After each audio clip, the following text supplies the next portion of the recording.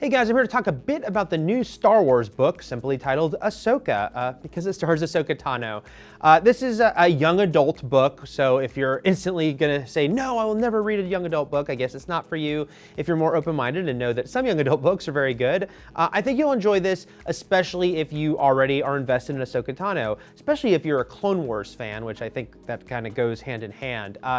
I really liked aspects of the book. I can't say I loved it overall, and that's mostly because of the second half. But the first half, this is set just a year after Revenge of the Sith. And what I really liked here is it really gets into the mind of Ahsoka as someone who is a very sad character at this point, understandably so.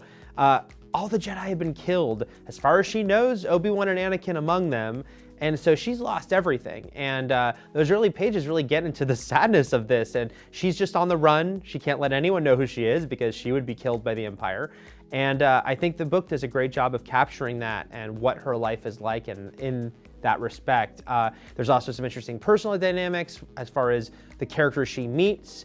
There's, it's the reluctant hero story as far as sort of the Western motif of I'm just here to do my own thing. But, she can't help but get involved. And that's all done well in the setup. The second half I felt was a little more predictable, mostly as far as aiming Ahsoka towards her future. I mean, look, we know she comes back in Rebels. We know her role in Rebels and how that works.